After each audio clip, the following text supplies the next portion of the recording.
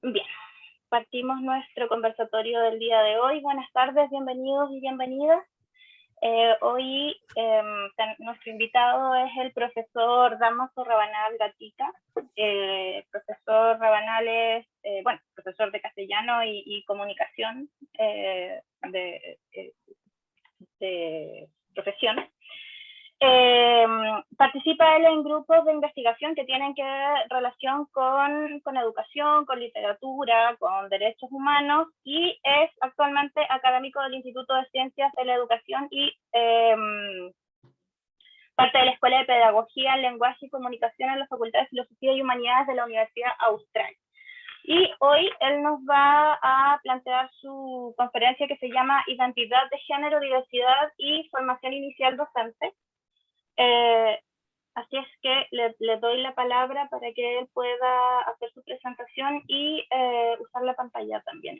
Todas las preguntas que vayan surgiendo a lo largo mientras el profesor habla, ustedes las pueden ir poniendo en el chat o las dejamos también para el momento final en el que vamos a poder dialogar con el profesor.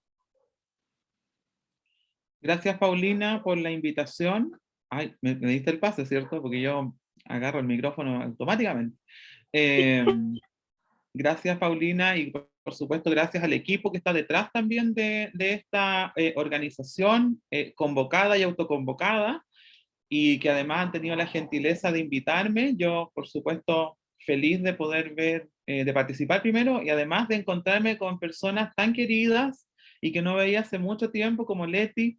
Me dio una tremenda alegría verte cuando entré al Zoom, y además que justo estaba Vivian Murúa ahí, así que fue un momento de demasiada felicidad y muy bella. Así que gracias por invitarme, gracias, Paulina, y por supuesto también a María Elizabeth, mis disculpas públicas nuevamente por no tener la velocidad acostumbrada en, en cumplir con los requerimientos de ustedes, pero ya estamos, aquí estamos.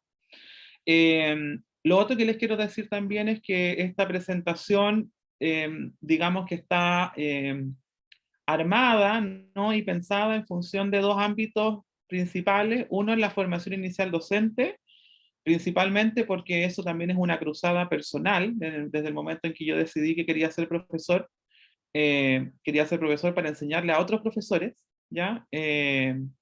Y también porque está cruzado por distintos ámbitos biográficos también el tema que vamos a trabajar hoy, ¿no?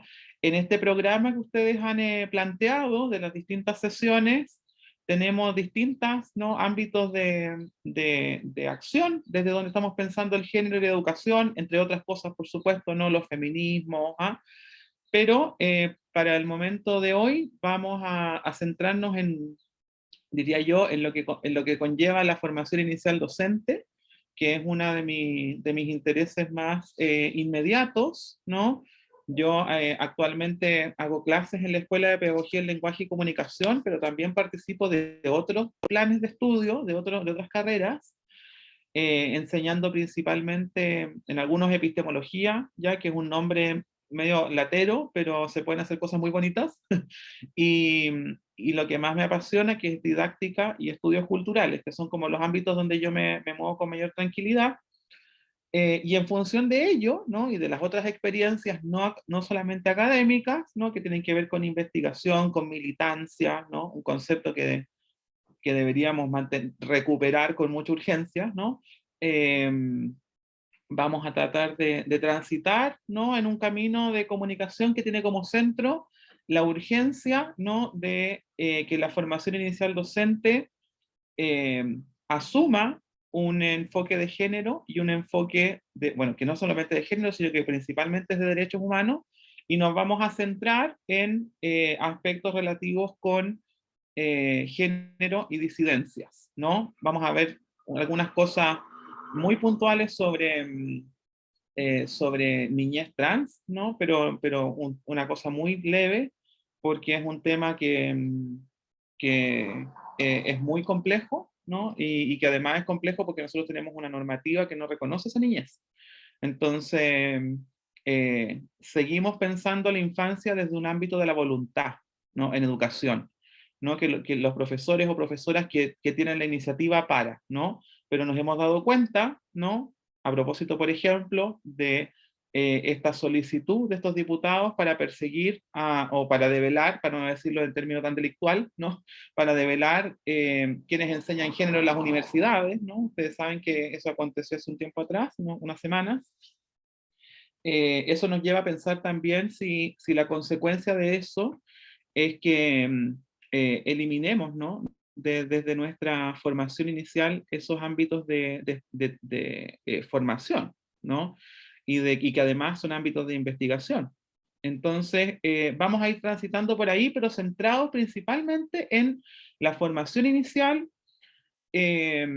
docente. Yo voy a dar algunos ejemplos también de cosas que yo he hecho y que me han funcionado, ¿no? No con el afán de dar recetas, sino que también, porque no estoy de acuerdo con las recetas, sino que contarles un poco cuáles son los ámbitos que a mí me han resultado exitosos y que tengo pruebas fehacientes de que han funcionado en los procesos de formación inicial, y de cómo eso también tributa a que nuestros y nuestras estudiantes en el futuro puedan procurar el establecimiento de una perspectiva amplia de derecho al momento de desarrollar sus acciones de aula, ¿no?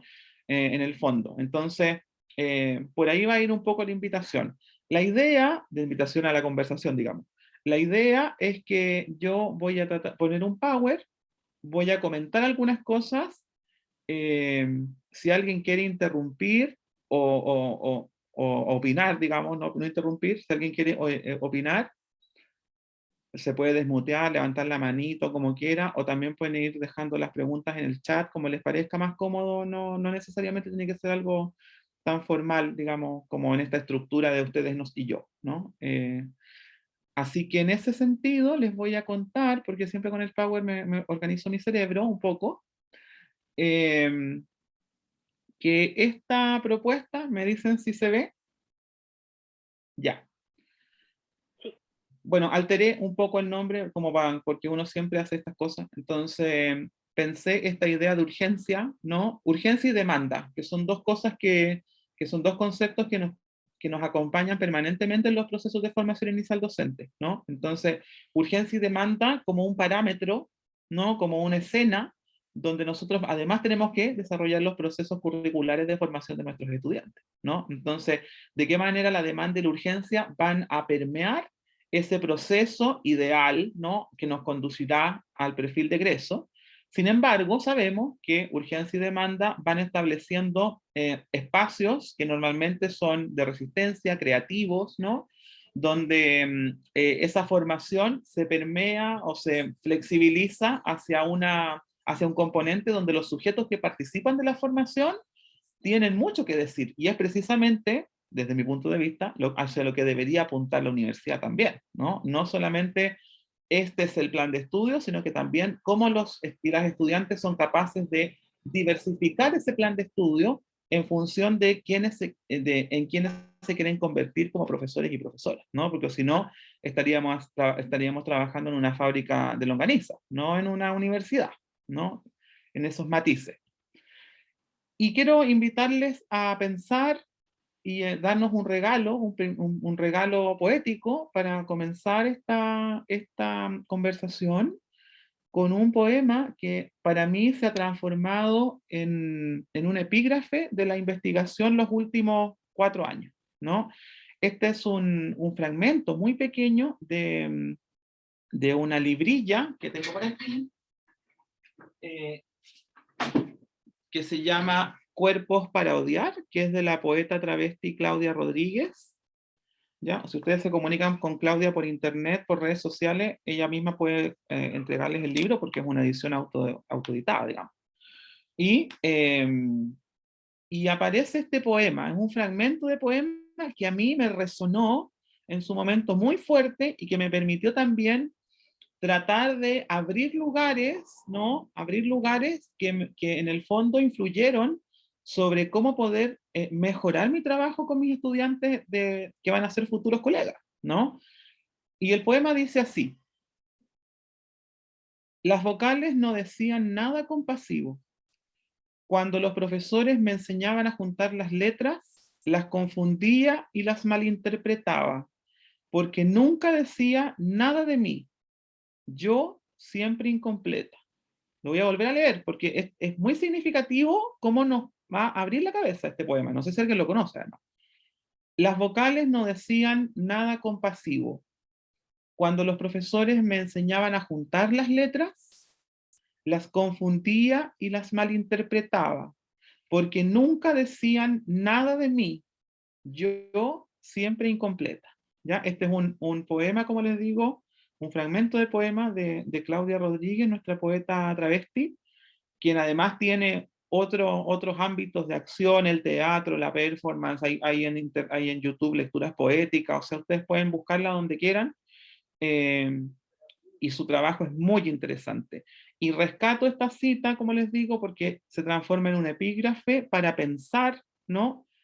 En mi experiencia, digamos, a quiénes estoy formando como profesores y profesoras y qué tan conscientes son esos sujetos en formación de lo que van a hacer posteriormente en las salas de clase, ¿no? Es decir, ¿qué va a pasar con esos sujetos y sujetas cuando tengan que desarrollar sus procesos curriculares, didácticos, creativos, de acompañamiento, ¿no? Socioeducativos dentro del contexto escolar, sobre todo con aquellos y con aquellas que no entran, ¿no? Que son esos sujetos que no caben en la lengua, ¿no? Por decirlo así, que son esos sujetos que, para los que la letra no existe, ¿no? Y que por lo tanto se tienen que construir de otro lugar. Entonces, esto también es una invitación que les hago a que si a veces, ¿no? No nos alcanza el lenguaje, que nosotros seamos capaces de atrevernos a crear ese lenguaje, ¿no? Es como la discusión por el lenguaje inclusivo.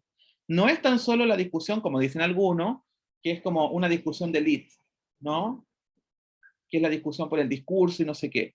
Eso también es una discusión política. Y la discusión política es que hay sujetos, entre otras por supuesto, yo les comparto una, es que existen sujetos y sujetas que no caben en ese ámbito, en ese lenguaje, donde el lenguaje habitual no les permite representar ni representarse, y cómo nosotros vamos a trabajar con esos sujetos después, ¿no?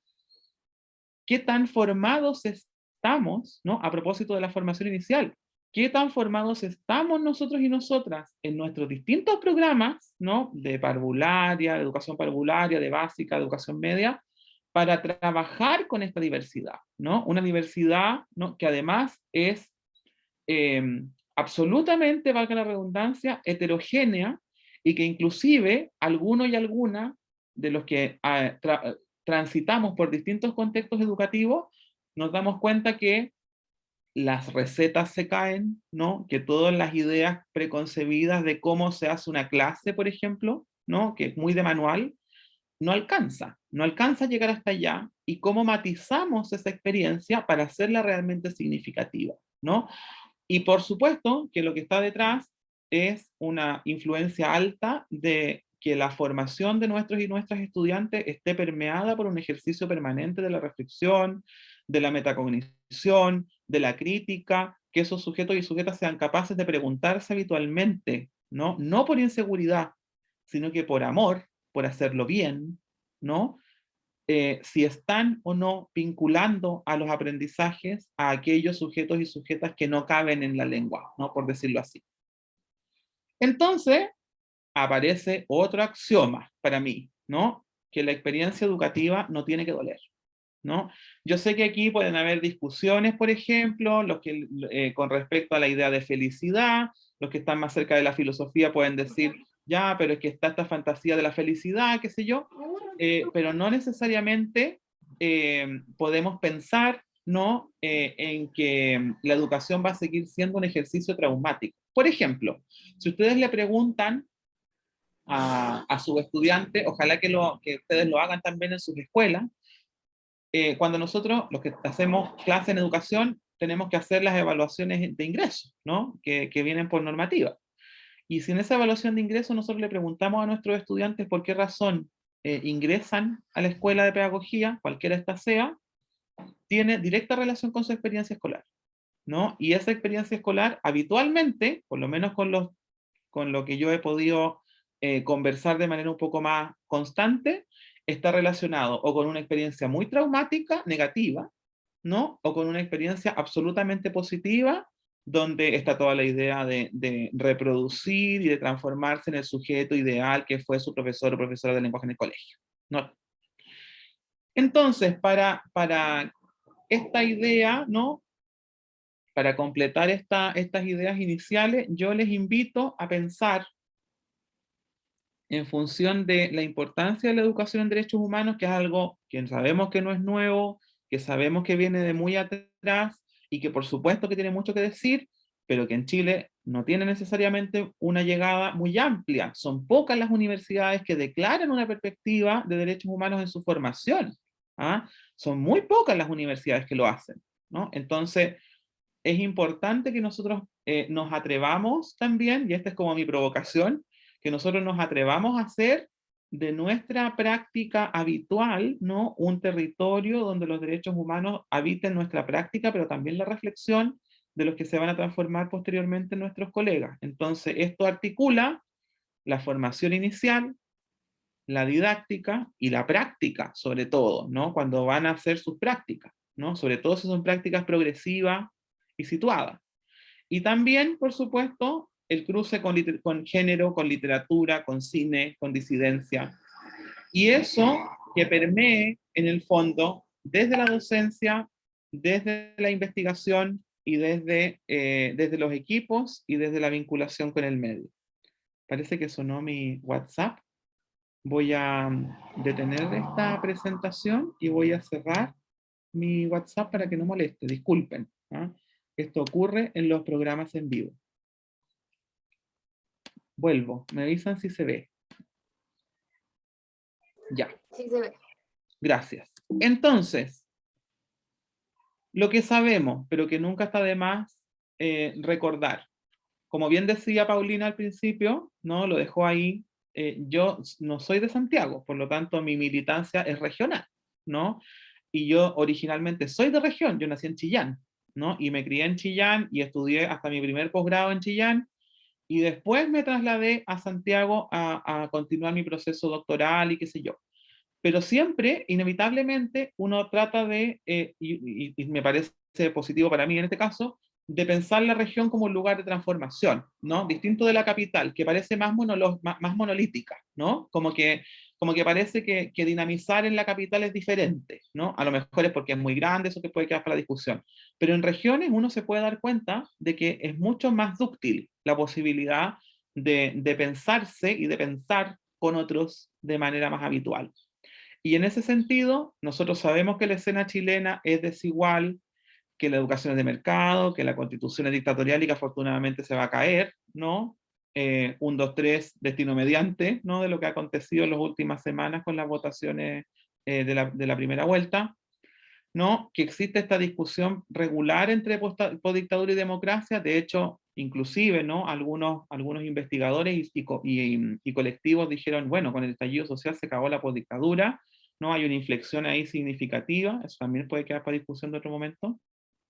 Y lo que me parece súper importante, sobre todo para el tema de hoy, es esta avanzada ultraconservadora. No quise escribir la palabra derecha, ya, porque no es solo la derecha.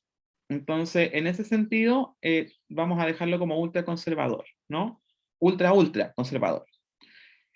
Y al mismo tiempo, en esta cosa muy caótica inclusive, ¿no? De cómo se van generando transformaciones o al menos se estructuran iniciativas colectivas, ¿no? Porque esto todo lo ha transformado el colectivo, ¿no? Eh, Están los movimientos estudiantiles, los mayos feministas, que según entiendo la semana anterior estuvieron trabajando un poco también desde esa óptica, y algo que me parece súper significativo, sobre todo en términos de la formación inicial docente, es la reciente ley aprobada, ¿no? De no discriminación en la educación superior, es un nombre más largo, estoy haciendo una síntesis, ¿no? Porque además ingresa con mucha fuerza a las instituciones, ya está promulgada, ya tiene que estar, las universidades tienen que estar moviéndose ya, ¿no? Para que eso se implemente.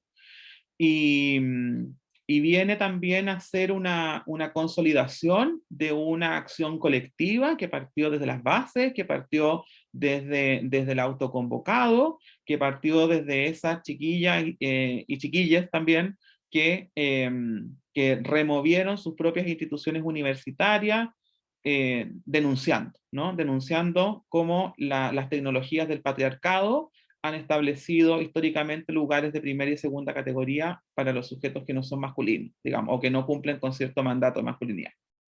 Y en ese sentido también, bueno, por supuesto, no va la esperanza puesta en la Convención Constitucional, ¿no? Ahora, junto con eso, nos tenemos que preguntar por qué género y formación inicial es una urgencia, ¿no? Y es una urgencia, ¿no? Porque también tenemos todo este apartado, ¿no? De iniciativas que nos han dicho históricamente que es una urgencia, ¿no? Entonces no es que sea tan solo una iniciativa de un grupo humano que ha transitado a través de la historia reciente, ¿ya? No, no viene tan solo esto, o sea, Amanda Labarca hace rato que lo escribió, y desde Amanda Labarca hasta ahora, ¿no? Hay una seguidilla de mujeres y agrupaciones de mujeres mayoritariamente que han avanzado, ¿no? En conseguir derechos que ahora están en impugnación con la situación política actual, entonces danger, ¿no? Y que además han alimentado las bases reflexivas de las acciones políticas colectivas de mujeres y disidencias actuales, ¿no? Entonces, en esa óptica, ¿no? Estas distintas iniciativas o situaciones legales, llamaríamos, también influyen y claramente que tienen que influir en los procesos de formación inicial docente, ¿no? Es decir, cómo, ¿no? Uno de nuestros o nuestras futuros o futuras profesoras o profesores de educación básica van a generar espacios seguros para estudiantes que no cumplen con el binarismo de género, o con familias que se escapan de esa norma, ¿no? Porque claro, ahora podemos poner género y decir ya sigla, LGBTIQ más todas las otras letras, ¿no? Pero esto también fue una pregunta con las madres solteras, ¿no? Con los llamados anteriormente hijos no naturales, acuérdense de eso también, ¿no? O sea, si es por poner nombres, hemos tenido un montón de nombres para llamar a la segregación, pero la historia nos ha dicho, ¿no? Y sobre todo los movimientos sociales nos han dicho que existen ciertas urgencias que son necesarias de legitimar. Y como dice la profesora Guadalupe Molina a propósito de la educación sexual integral en Argentina, ¿no? Es diferente pelear un derecho con una ley detrás, a que sea con una voluntad, ¿no? Entonces, los contextos nos permean, ¿no? Y por lo tanto, nuestros perfiles de egreso, ¿no? En los cuales nosotros trabajamos, nos esforzamos por cumplir, diseñamos nuestros programas de estudio, buscamos la competencia que más se asocie, la que sea más vincular, y qué sé yo, eh, todo eso queda impugnado por el contexto, ¿no? Y ahí vamos a ver que esos perfiles de egreso, si bien los cumplimos, porque cumplimos con esos aprendizajes, ¿no? Y con el desarrollo de esas competencias, hay todo otro tránsito de aprendizajes, de saberes biográficos, de experiencias contextuales, que van a necesariamente remover esa formación. Y el género es una eh, de los temas, diríamos, ¿no? Que están atravesando paulatinamente estos lugares, ¿no? Y además, ¿no? No tan solo eso, porque es una urgencia, porque aquí lo que está en disputa es la vida, ¿no? Aquí hay sujetos y sujetas que son asesinados o asesinadas, ¿no? Y eso lo sabemos, o que deciden terminar con su vida por efectos de bullying, ¿no? O por discriminación arbitraria, entre otras cosas. Yo siempre digo esto, lo voy a volver a decir, ya, si alguien me escuchó en alguna otra presentación similar, sí, lo voy a decir de nuevo. Eh,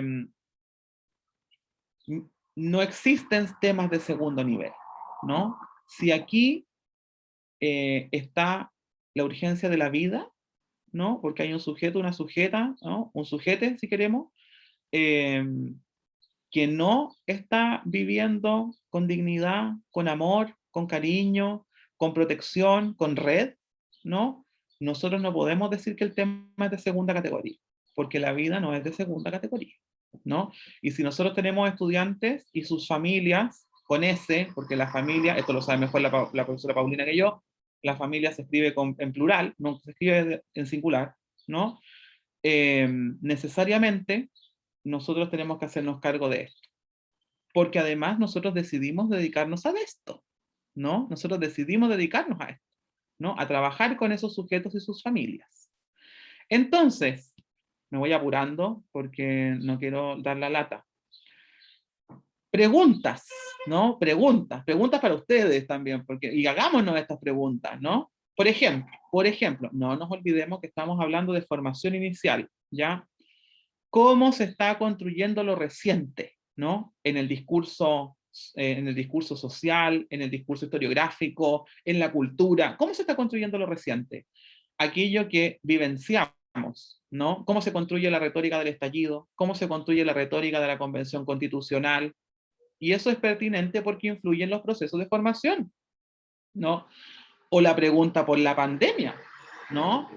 Que sale cada 5 minutos en cada reunión y que todos odiamos las mascarillas, etcétera, etcétera, y el famoso Zoom, ¿no? Entre otros, que ya sabemos, no le voy a hacer propaganda al Zoom nomás, pero eso evidentemente que ha permeado los procesos de formación inicial. Pero las preguntas, por ejemplo, se están haciendo en torno a cómo ha afectado la pandemia en los desarrollos de los aprendizajes. Eso está muy bien. Si hay alguien de aquí que está investigando eso, perfecto, muy bien, no estoy diciéndolo peyorativamente. Pero también me interesaría, ¿no?, que a esa variable se sumara el estallido, que a esa variable se sumara aprobaciones de leyes que están dedicadas a la equidad y a la amplitud de derechos, ¿no? Y que también van a permear el aula, porque cuando nuestros y nuestras egresados y egresadas van al colegio, se encuentran con aparatos legales mucho más amplios que los que se enseñan en la universidad. ¿Cómo trabajar, por ejemplo, un acuerdo de unión civil en el aula? ¿Cómo trabajar una ley migratoria en el aula? Imagínense ustedes que en Chile, esto está investigado por la profesora María Loreto Mora, que también es de Chillán, que además fue mi profesora, ¿no? Loreto investigando inmigración, ¿no? Hay escuelas que tienen un porcentaje de inmigración gigantesco, donde prácticamente casi toda la matrícula de esos colegios son de estudiantes migrantes. Y nosotros en nuestras universidades estamos haciéndonos cargo de ese contexto, ¿no? No se trata de que nosotros tengamos que hacer, digamos, la moda del momento, porque la inmigración no es una moda, ¿no? Si inmigrantes hemos tenido siempre como sujetos que evitamos ciertas disidencias, ¿no? Pero es distinto cuando esos procesos están habitados por nuestros estudiantes, porque nosotros tenemos nuestra responsabilidad con ellos, ¿no? Otra pregunta: ¿dónde podemos buscar razones, formas, ¿no?, para comprender lo que acontece hoy conmigo y con mi comunidad, ¿no? Más allá del discurso oficial. Hay un texto de la Chimamanda, ¿no?, Ngozi, muy interesante, que habla sobre la historia única, ¿ya? Ese texto, que en este momento no me recuerdo en qué libro de la Chimamanda está, es muy interesante porque habla de los peligros de la historia única, ¿no? Y nosotros no trabajamos con historias únicas, trabajamos con historias múltiples, ¿no? Porque cada uno de nuestros sujetos, nosotros mismos y nuestros estudiantes, no somos historia única, ¿no? Son historias que están dinamizadas.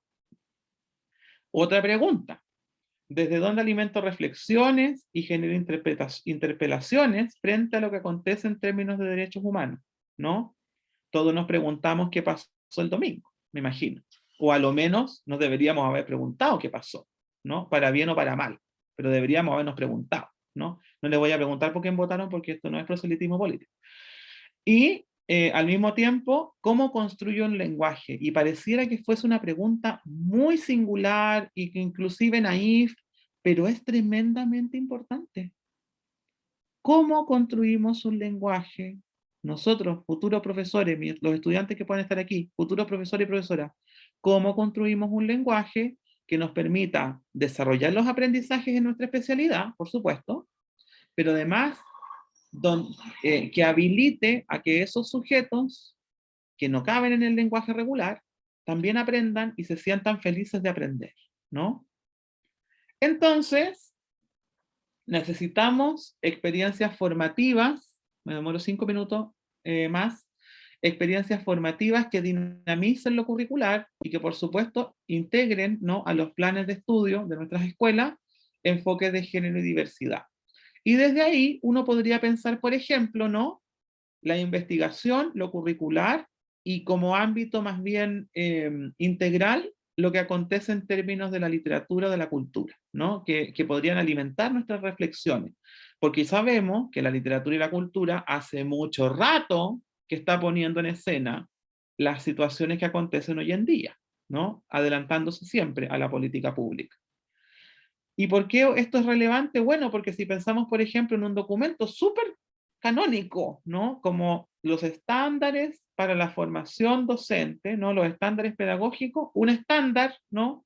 Ustedes pueden buscar cualquiera, yo busqué los de básica porque estamos más cerca en esta reunión, ¿no? Pero un estándar dice, por ejemplo, que nuestros y nuestras estudiantes deben estar preparados para atender a la diversidad, estoy leyendo, y promover la integración en el aula. Pero en esa pura expresión hay un universo del que hacerse cargo.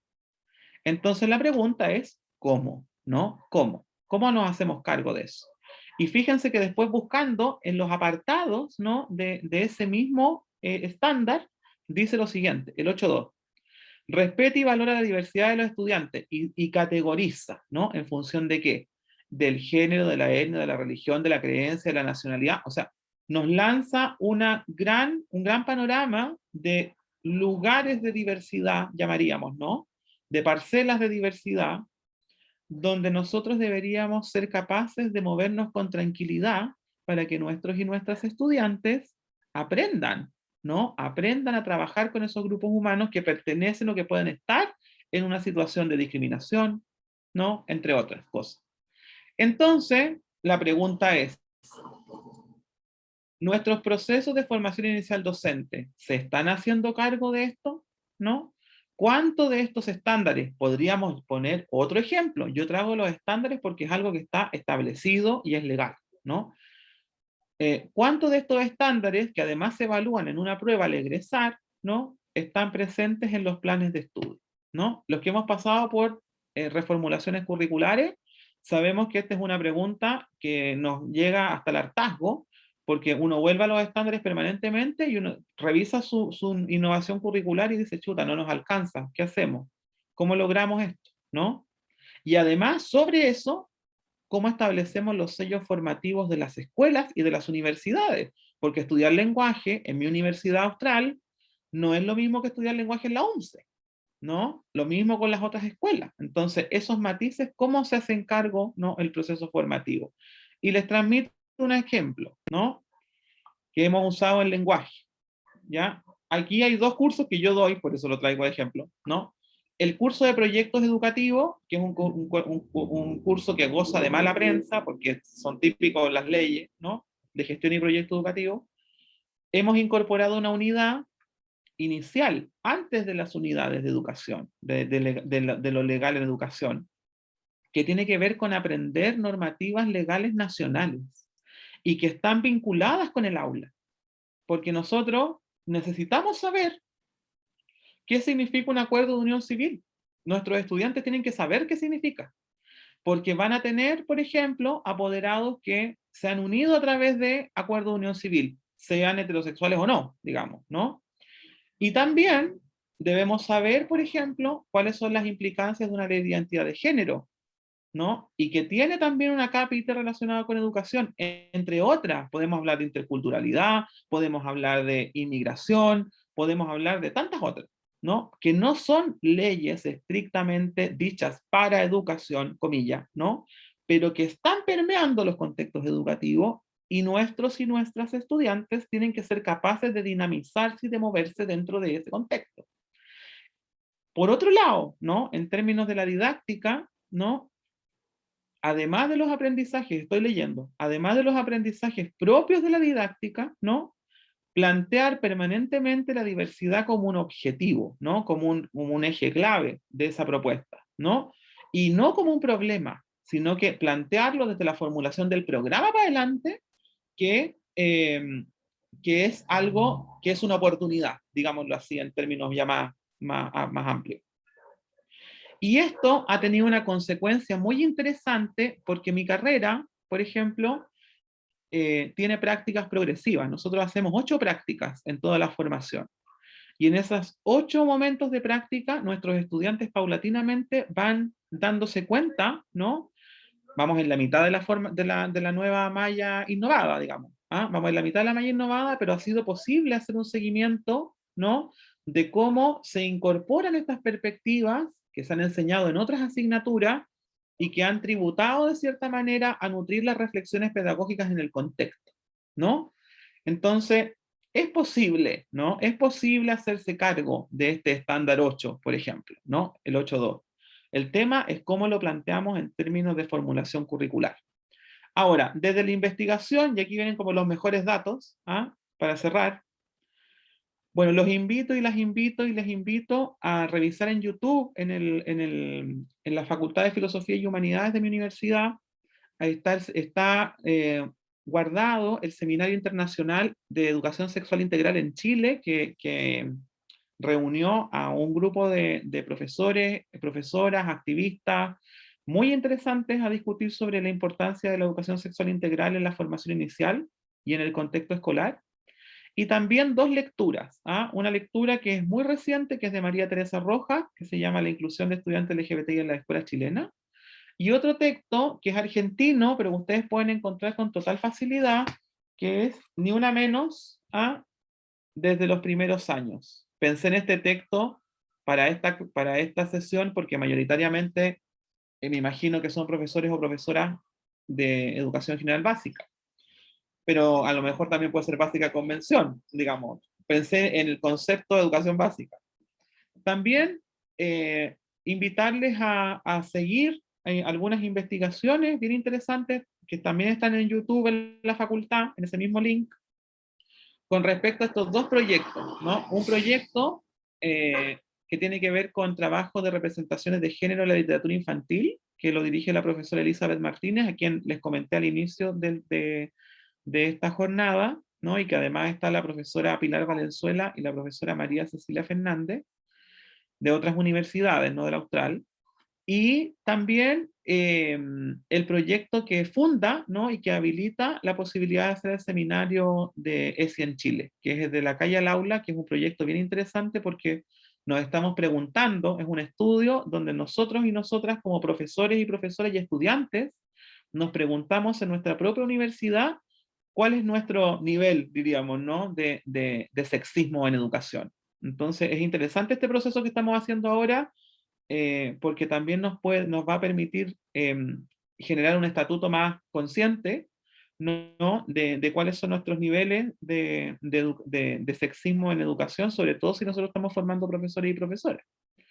Desde lo audiovisual, también lo pensé, ¿no? Para educación básica, estos dos documentales que están en YouTube, que son pero una joya, Niños Rosados, Niñas Azules de José Retamal y también del mismo director, Si me ves existo, son dos documentales muy interesantes para entender la niñez trans, porque si entendemos la niñez, vamos a tener posibilidades de entender con mucha más propiedad lo que sucede en la adolescencia también, ¿no?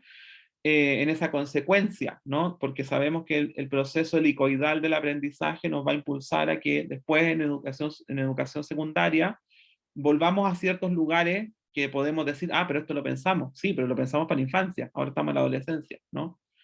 Eh, y algo literario, que esto es una pequeña mención, que está más cerca de lo que nosotros solemos hacer, por lo menos en mi caso, digamos, desde la literatura reciente, estos textos que vienen también, o autores que vienen a proponer desde hace rato algunas variables, ¿no? Posibles para pensar el género y las disidencias desde la literatura, ¿no?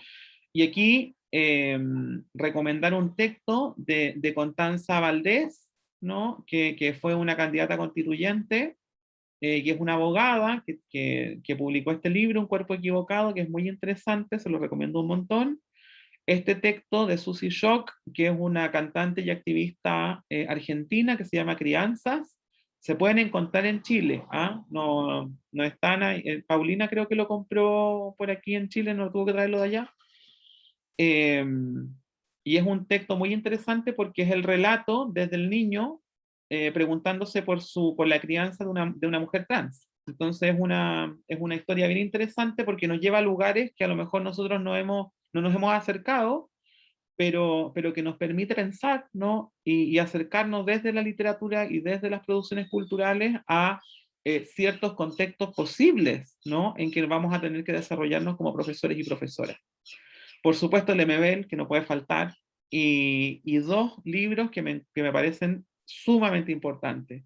El amarillo sol de tus cabellos largos, que es una obra de teatro de Carla Zúñiga, que tematiza el tema de la crianza travesti, que es un tema que estamos pero absolutamente lejos de discutir, no se nos ha pasado ni por la cabeza. Pero está tematizado muy interesante este texto, es de editorial Oxímoron, es una editorial santiaguina, los que están en Santiago seguro lo pueden encontrar, y Carla Zúñiga en internet tiene pero cantidad de videos, visitas, para entender lo que está pensando y planteando desde la dramaturgia, y un texto que viene a inquietar, que es el texto Papelucho gay en dictadura de Juan Pablo Sutherland, que desde el título ya sabemos de dónde está interpelando, ¿no? Entonces, bueno, para cerrar, nosotros en la historia reciente estamos viviendo estos trayectos, ¿cierto? Las peleas, las discusiones, peleas, movimientos sociales, violencias institucionales que han operado, por ejemplo, sobre movimientos sociales estudiantiles, ¿no? Eh, lo que aconteció con el Mayo Feminista, el furor de lo que significó para muchos la performance de las tesis y las diferentes acciones de arte de las tesis, ¿no? Y todo lo que conlleva, porque el arte también investiga, ¿no? El arte es investigación. Y por supuesto el estallido y la esperanza puesta en la convención constitucional, ¿no? Que esperemos que pueda seguir trabajando sin interrupciones, ¿no? Pero que, insisto, estamos en una situación muy compleja, ya lo sabemos, y donde todo puede ser interpelado, ¿no? Discúlpeme la velocidad, pero es así, pues el tiempo en televisión es corto, ¿ya? Así que voy a dejar de compartir y les entrego la palabra. Paulina, disculpa, te la devuelvo a ti porque tú moderas esta actividad. ¿Ah? Gracias. Muchas gracias, Damaso. Bueno, ahora podemos partir con el diálogo. Si tienen preguntas, las pueden realizar por el chat o activar sus micrófonos y preguntar todo lo que hayan estado pensando en la medida que avanzaba el profesor Rabanel.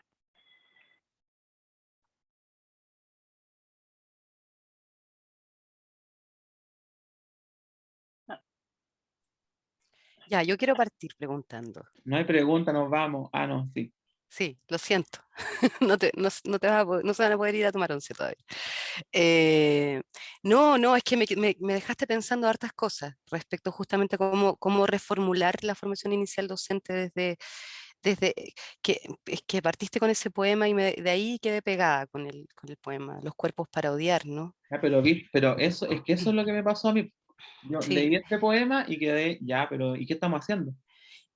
claro, y en base a eso finalmente, nada, me quedé preguntando, o sea, quedé con la pregunta sobre estos cuerpos, estos otros cuerpos, porque se asumen como otros, a pesar de que los Tal cuerpos cual. siempre son otros. Ahí hay una especie de paradoja, ¿no? Si asumimos que la diversidad o que lo otro es un otro que se delimita, ¿cierto? Estoy pensando en las personas en situación de discapacidad, estoy Ujú. pensando en todos los otros cuerpos, que son tantos. Y dentro de eso el tema de lo trans o el tema de la incomodidad finalmente Pero en realidad lo que te quería preguntar es cómo han zanjado allá, en realidad una pregunta más bien copuchenta, el tema de los nombres sociales, porque en el PEDA yo sé que eso no se ha resuelto. Y tengo estudiantes que han hecho cambio de nombre social, sin embargo siguen apareciendo como con sus nombres,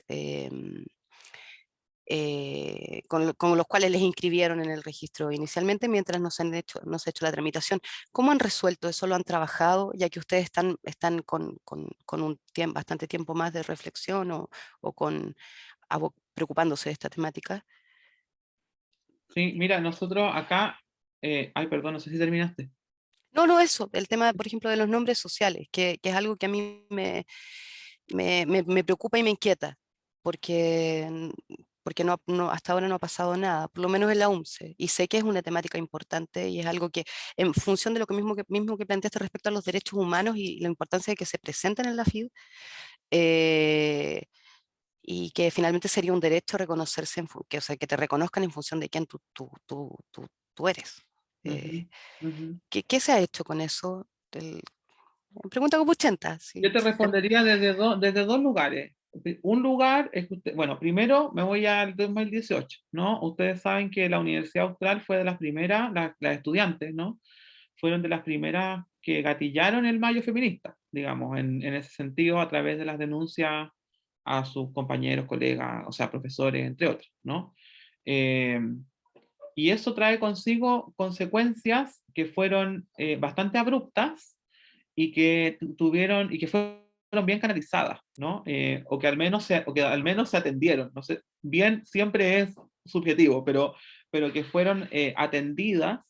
Y, por ejemplo, algunas consecuencias de ello es, bueno, un ciclo permanente de, ¿cómo le llaman ella? Círculo de mujeres, ¿no? Que normalmente son separatistas, palabra pésima, pero no estoy de acuerdo con ese concepto, digamos, pero que en el fondo se juntan las estudiantes, las colegas, ¿no? Todas las, para discutir sobre su propia situación, ¿no? Y cómo generar cambios. Y dentro de esa generación de cambios, por ejemplo, está que se estableció un decreto, hay un decreto universitario donde se establece que las personas que se perciben como trans pueden hacer su cambio institucional, digamos, ¿no? El nombre social se puede cambiar en el sistema, ¿no? Otra cosa es mientras que hace el cambio o que transita, digamos, ¿no? Que transita y que hace su cambio legal. Pero nosotros tenemos además una práctica habitual, ¿no? De preguntarle a nuestros estudiantes quiénes se autoperciben como otro sujeto o sujeta, ¿no? O sujete. Y en ese sentido, eso se mantiene y se respeta y se legitima. No hay un cuestionamiento en ninguna circunstancia. De hecho, hace 2 semanas atrás, nosotros hicimos una bienvenida presencial a las generaciones que no conocían su universidad, porque fueron las que entraron en pandemia.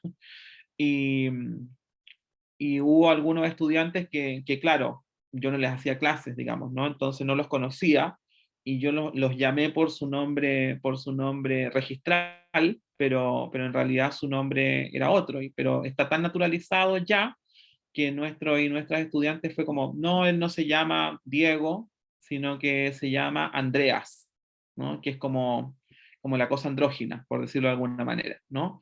Y todo bien, no hay ningún problema, porque además la universidad tiene un aparato hecho para que ese nombre se siga usando.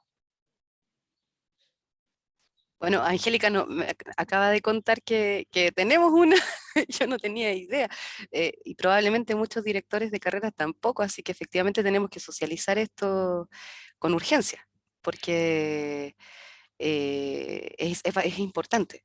Ahora, perdón, perdone María Elizabeth, hay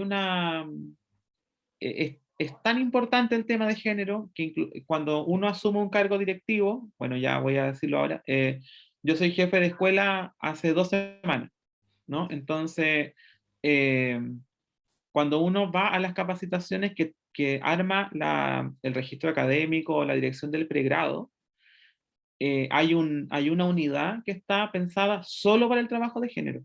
Entonces, hay una profesional que hace es una capacitación superficial, pero es tremendamente significativa porque además te vincula con todas las decisiones legales que ha tomado la universidad, por ejemplo, el registro de las personas trans, ¿no? Entonces, y eso es parte del proceso de formación y acompañamiento de los nuevos directivos en la universidad. Y también es parte del proceso de acompañamiento que se hace a los académicos nuevos, porque yo no tomé ese curso cuando asumí el cargo, yo lo tomé cuando entré a la universidad.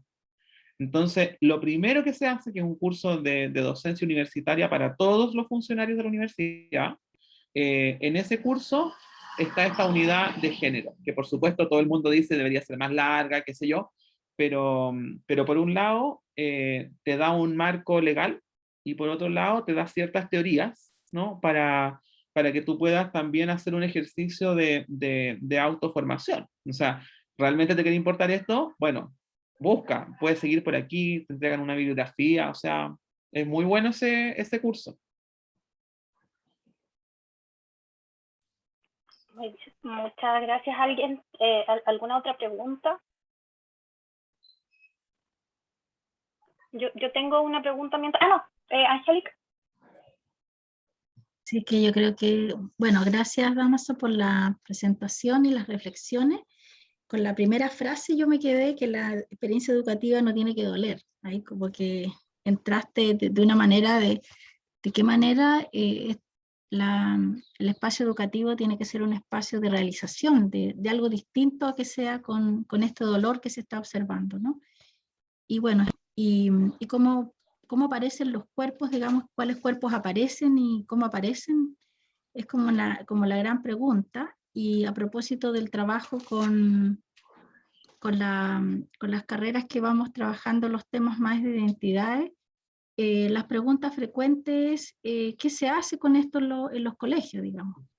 Lo concreto, digamos, ¿se habla, no se habla? Incluso en el caso de las personas de nombre social de nuestra universidad, un director me llamaba, me dice, recibí la comunicación, que ya hay un cambio, lo tengo que mandar en reserva, lo tengo que comunicar a todos. Claro.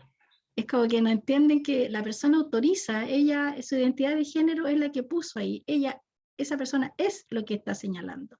Entonces hay también yo veo, y es positivo, pero tiene sus consecuencias de que hay un cierto exceso de cuidado también, y es bueno la pregunta, digamos. Entonces, esta reflexión que tú nos haces respecto a que no tiene que doler, está como muy al centro de toda la discusión de lo que está sucediendo hoy día con los estudiantes no binarios en los colegios. Y ahí ha sido muy interesante los estudios que ha hecho Todo Mejora, Claro. que creo que uno de los mejores que he visto porque muestra las representaciones sociales que tienen los profesores y profesoras en el mundo escolar, ¿cierto?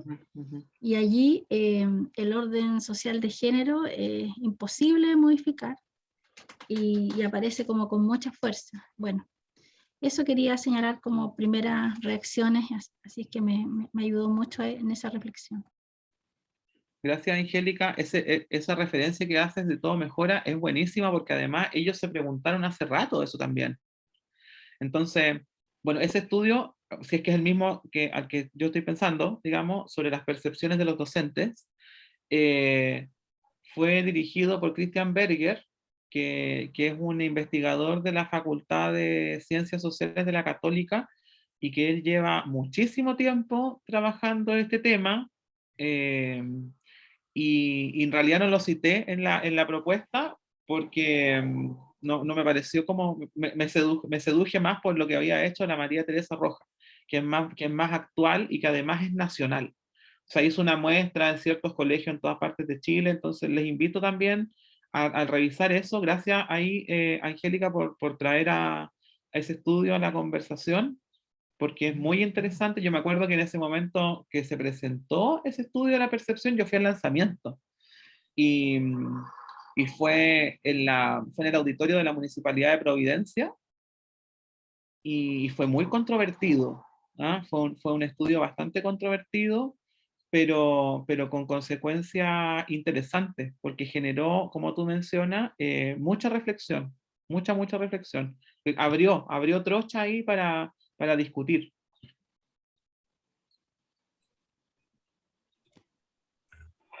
Muy bien. ¿Más consultas?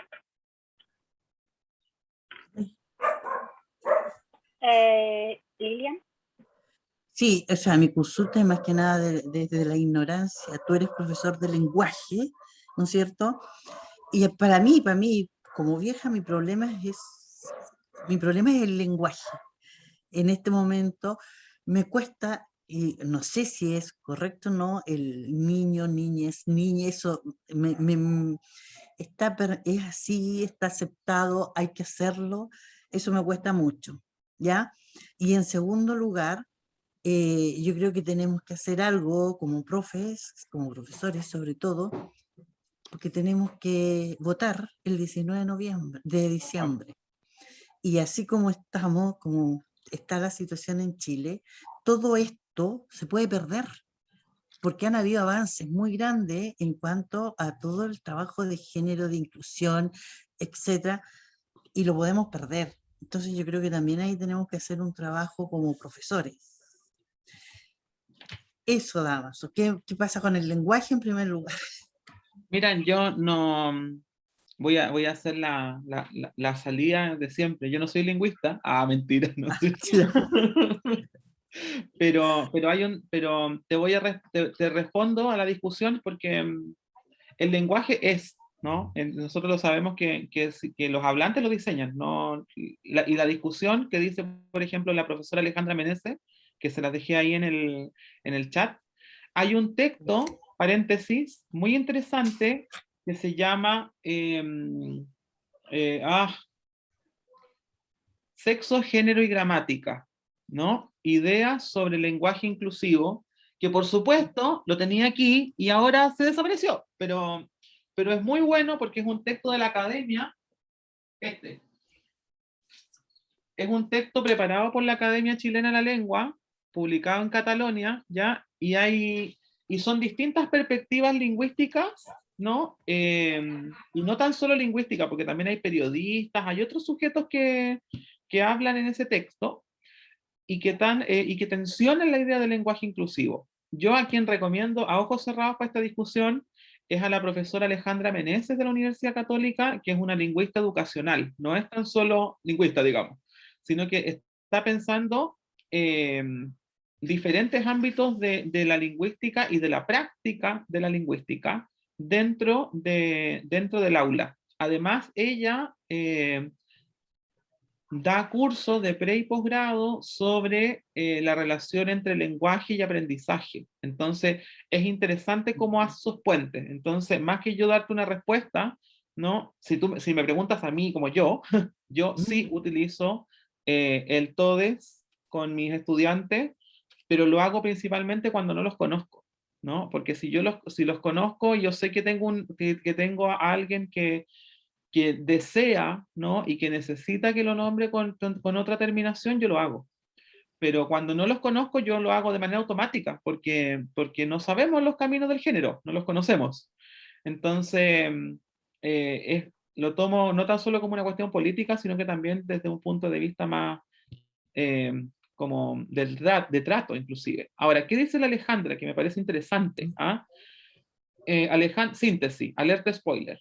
Ella dice, la discusión no es gramatical, porque la gramática se va a demorar chorrocientos años en transformar.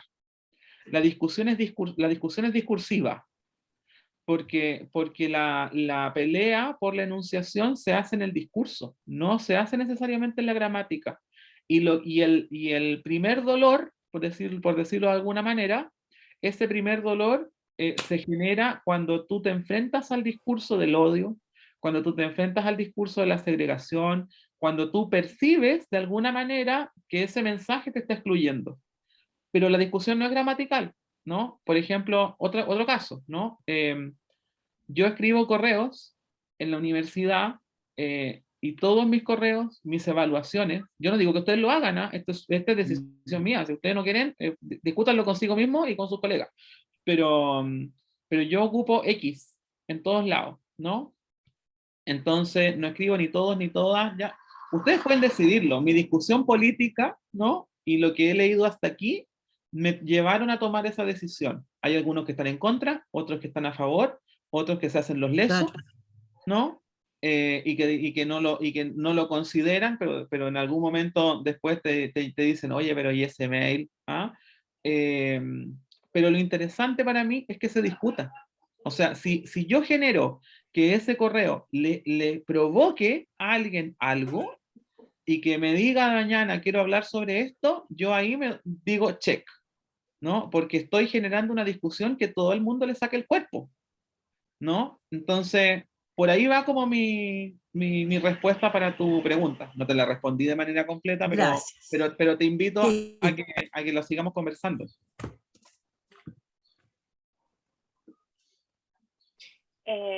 ¿Alguna otra pregunta? ¿Comentario? Quejas. Leticia. Leticia. Sí, yo más que una pregunta, me gustaría hacer un comentario más bien reflexivo respecto de lo que estamos viviendo, lo que estamos haciendo y cómo lo estamos haciendo. Y me quedo, así como un comentario metacognitivo, me quedo con que si no nos alcanza el lenguaje, creémoslo. Y que apunta un poco también a lo que tú acabas de decir. El problema no es gramatical, es discursivo. Y a quién estamos atendiendo, con quién estamos dialogando, creo que es lo más importante.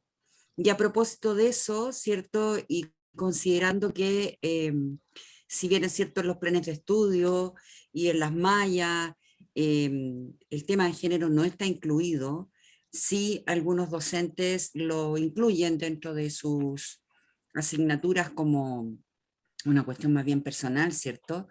Me parece que hay unos cursos transversales también, pero no está categorizado como tal. Entonces, la pregunta es, ¿qué hacemos frente a eso?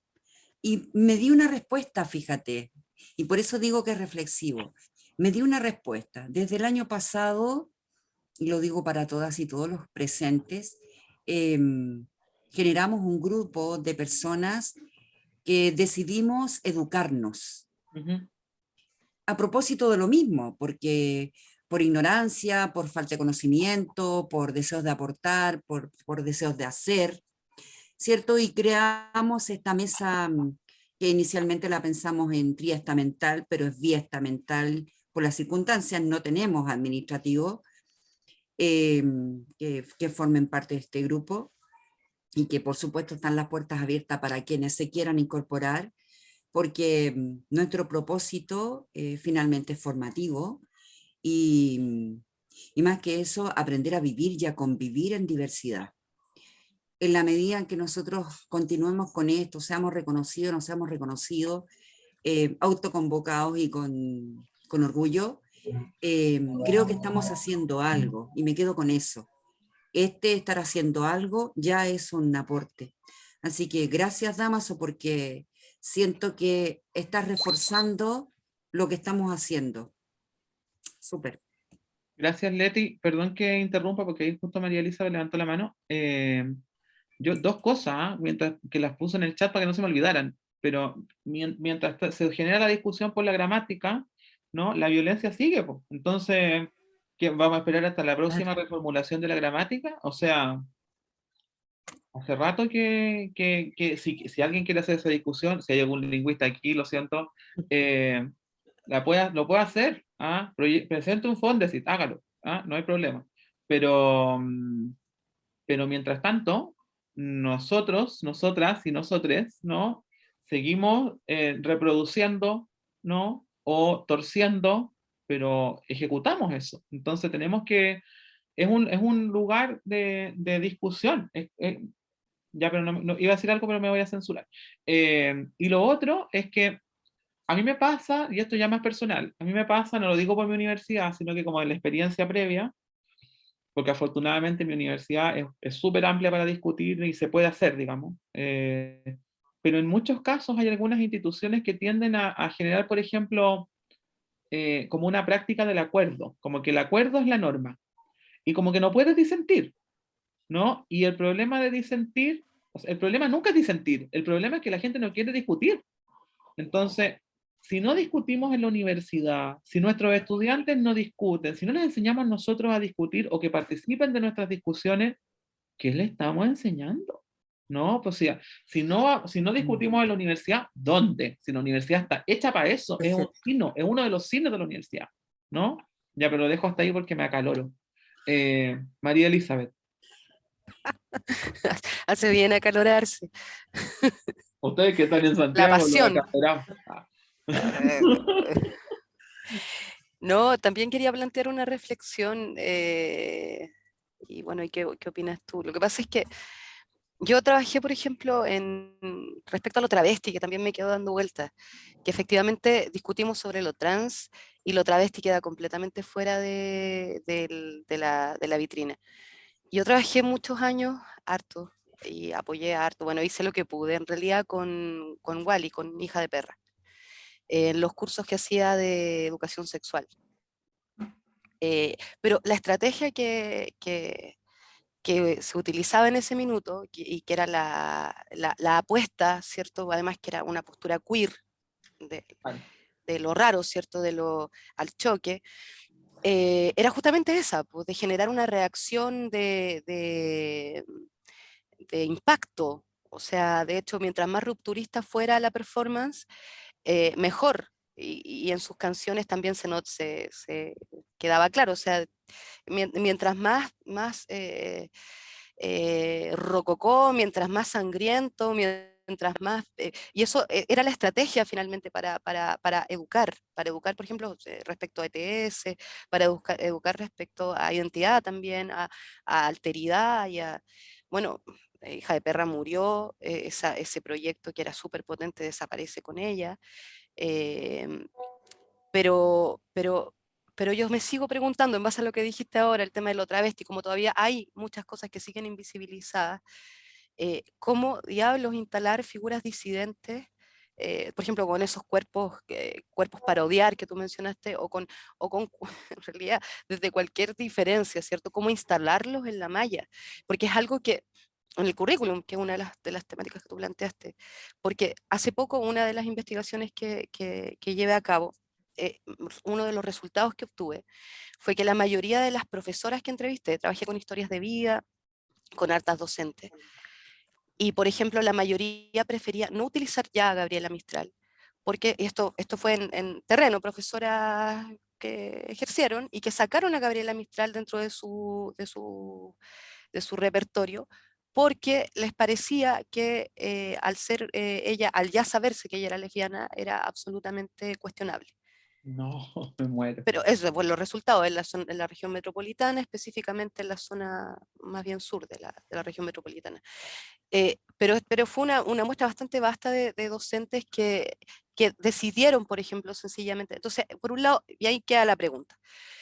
Podemos dar la tremenda pelea en la formación inicial docente. Sin embargo, lo que pasa en las aulas es distinto. Y por otro lado, tenemos la resistencia salvaje de los medios de comunicación que están bombardeando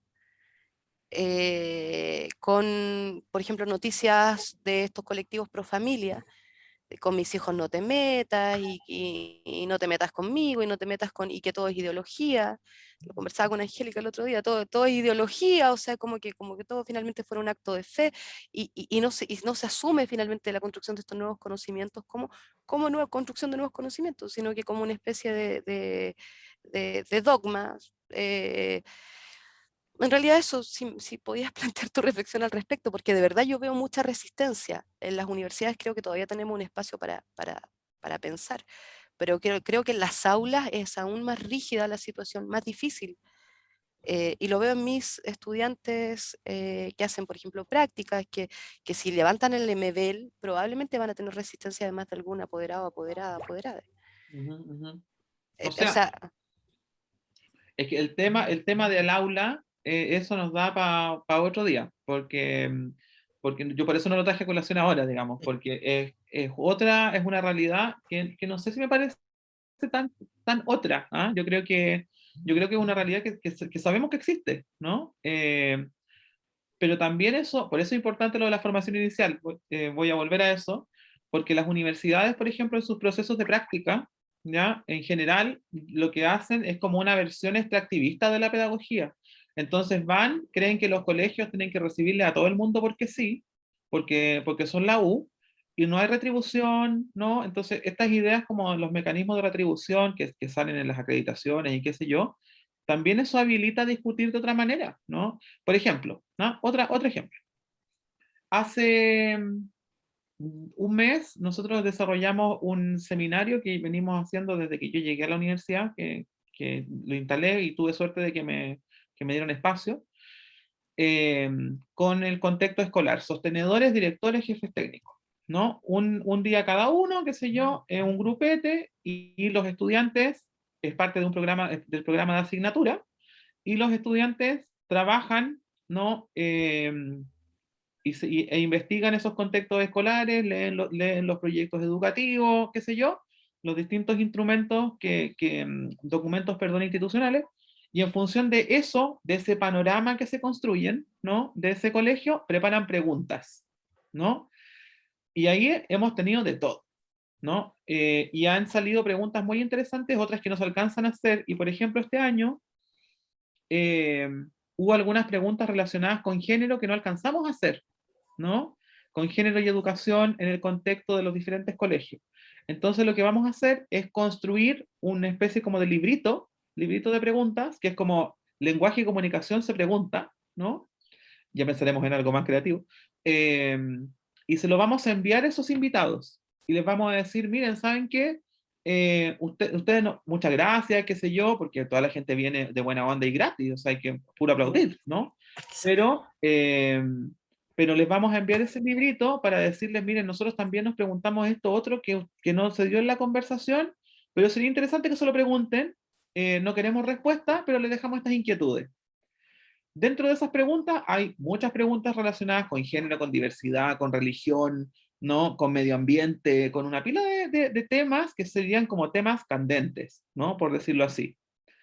Si yo le decía a mi estudiante, si nosotros conseguimos que un colegio, uno de esos que invitamos, tome ese manual, o sea, tome esas preguntas y se las haga en un consejo de profesor a final de año, yo con eso digo, esta universidad realmente se vinculó con ese medio, porque propició una transformación, ¿no? Generar la discusión, no estoy diciendo que ellos transformen su proyecto educativo, ya nos vamos a poner así a soñar. Si eso llega a pasar, me siento feliz, ¿no? Porque no tengo que esperar a que mis estudiantes egresen para que digan esas cosas. Lo estamos haciendo desde la formación. Mis estudiantes están en segundo año, entraron a la web en pandemia, no saben ni dónde está su sala. Pero ellos están generando esas preguntas para esos contextos escolares que a lo mejor no se lo han preguntado.